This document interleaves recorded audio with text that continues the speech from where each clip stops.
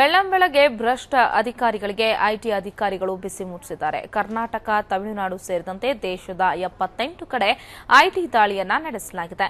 ಬೆಂಗಳೂರಿನ Gokul chit funds ಕಚೇರಿಯ ಮೇಲೆ ಐಟಿ ದಾಳಿ ನಡೆಸಿದ್ದು ಕಡತಗಳ ಪರಿಶೀಲನೆಯನ್ನು ಕೂಡ ನಡೆಸ್ತಾ ಇದ್ದಾರೆ. ಇನ್ನು ತಮಿಳುನಾಡಲ್ಲೂ ಕೂಡ 30 ಕಡೆಗಳಲ್ಲಿ ಐಟಿ ದಾಳಿಯನ್ನ ನಡೆಸಲಾಗಿದೆ. ಬೆಳ್ಳಂಬೆಳಗ್ಗೆ ಭ್ರಷ್ಟ ಅಧಿಕಾರಿಗಳಿಗೆ ಐಟಿ ಅಧಿಕಾರಿಗಳು ಬಿಸಿ ಮುಟ್ಟಿಸಿದ್ದಾರೆ. ಕರ್ನಾಟಕ, ತಮಿಳುನಾಡು ಸೇರಿದಂತೆ ದೇಶದ 78 ಕಡೆ ಐಟಿ ದಾಳಿಯನ್ನ ನಡೆಸಲಾಗಿದೆ.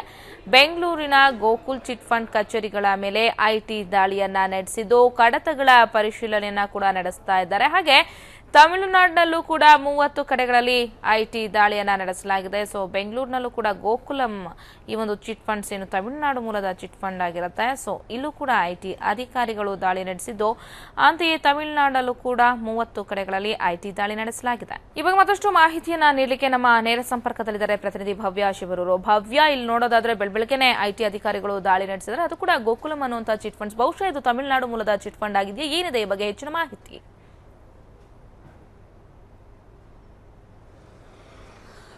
ಶಾಲಿನಿ, ಐಟಿ ಅಧಿಕಾರಿಗಳು ಬೆಳ್ಳಂಬೆಳಗ್ಗೆ ಶಾಕ್ ನೀಡಿದ್ದಾರೆ ಅಂತಾನೆ ಹೇಳ್ಬೋದು. ಸುಮಾರು 98 ಕಡೆಗಳಲ್ಲಿ ಐಟಿ ಅಧಿಕಾರಿಗಳು ದಾಳಿ ನಡೆಸಿರುವಂತದ್ದು.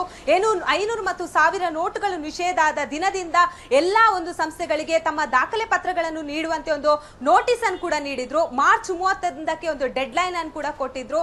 ಈ ಹಿನ್ನೆಲೆಯಲ್ಲಿ ಕೆಲವು ಸಂಸ್ಥೆಗಳೊಂದು ದಾಖಲೆಗಳನ್ನು ನೀಡಿರಲಿಲ್ಲ. ಈ ಹಿನ್ನೆಲೆಯಲ್ಲಿ ಗೋಕುಲಂ ಚಿಟ್ ಫಂಡ್ ಮೇಲೆ ಐಟಿ ಅಧಿಕಾರಿಗಳೊಂದು ನಿರಂತರವಾಗಿ ದಾಳಿ ನಡೆಸ್ತಾ ಇರುವಂತದ್ದು. ನಾನೀಗ ಬೆಂಗಳೂರಿನ ಜಯನಗರ ಬಳಿ ಇದ್ದೀನಿ. ನೀವು ಈಗಾಗಲೇ ದೃಶ್ಯಾವಳಿಯಲ್ಲಿ ನೋಡ್ತಾ ಇರಬಹುದು. Gokulam chit finance company limited ಮೇಲೆ ಈಗಾಗಲೇ ಐಟಿ ಅಧಿಕಾರಿಗಳು ದಾಳಿ ಮಾಡಿ ಒಳಗೆ ಕಡತಗಳನ್ನು ಕೂಡ ಪರಿಶೀಲನೆ ನಡೆಸ್ತಾ ಇದ್ದಾರೆ. ಸುಮಾರು ಇದೇ ಸಂಸ್ಥೆಯ 98 ಕಡೆಗಳಲ್ಲಿ ಐಟಿ ಅಧಿಕಾರಿಗಳು ದಾಳಿಯನ್ನು ಮಾಡ್ತಾ ಇರುವಂತದ್ದು. ಅಂದ್ರೆ ಈಗಾಗಲೇ ಐಟಿ ಅಧಿಕಾರಿಗಳು ಇದಕ್ಕೆ ಸಂಬಂಧಪಟ್ಟಂತಹ ಕಡತಗಳನ್ನು ಕೂಡ ಒಳಗೆ ಒಂದು ಪರಿಶೀಲನೆ ಮಾಡ್ತಾ ಇದ್ದಾರೆ. ಅಂದ್ರೆ ಇಲ್ಲಿಗೆ ಯಾರೆಲ್ಲ ಒಂದು ದುಡ್ಡನ್ನು ತಂದು ಕೊಡ್ತಾ ಇದ್ರು ಅನ್ನೋದ್ರ ಬಗ್ಗೆ ಸಂಪೂರ್ಣ ಮಾಹಿತಿಯನ್ನು ಕೂಡ ಕಲೆ ಹಾಕ್ತಾ ಇರುವಂತದ್ದು. ಇಲ್ಲಿ ಮಾತ್ರ ಅಲ್ಲದೆ ಬೆಂಗಳೂರಿನ ನಾನಾ ಕಡೆಯಲ್ಲಿ ಗೋಕುಲಂ ಚಿಟ್ ಫೈನಾನ್ಸ್ ಕಂಪನಿ ಒಂದು ಜಯನಗರ, ವಿಜಯನಗರ, ಹಾಗೇನೆ ಕಮ್ಮನಹಳ್ಳಿ, ಹೀಗೆ ನಾನಾ ಕಡೆಗಳಲ್ಲಿ ಇದೆ.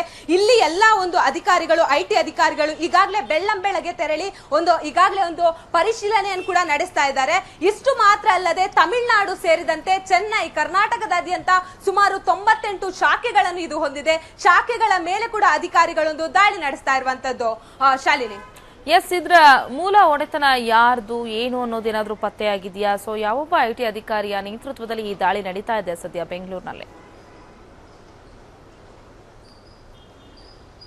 ಶಾಲಿನಿ, ಈಗಾಗಲೇ ಐಟಿ ಅಧಿಕಾರಿಗಳು ಹೇಳಿರುವ ಮಾಹಿತಿ ಪ್ರಕಾರ ಇದರ ಒಡೆತನ ಯಾರು ಅನ್ನೋದ್ರ ಬಗ್ಗೆ ಇನ್ನೂ ಕೂಡ ಮಾಹಿತಿ ಬಿಟ್ಟಿಲ್ಲ. ಯಾಕಂದ್ರೆ ನಿನ್ನೆಯಿಂದ ಕೂಡ ಐಟಿ ಅಧಿಕಾರಿಗಳು ಕಪ್ಪು ಕುಳಗಳ ಮೇಲೆ ಒಂದು ಕಣ್ಣಿಟ್ಟಿರುವಂತದ್ದು. ಸುಮಾರು 98 ಕಡೆಗಳ ಮೇಲೆ ದಾಳಿ ನಡೆಸ್ತಾ ಇದ್ದಾರೆ.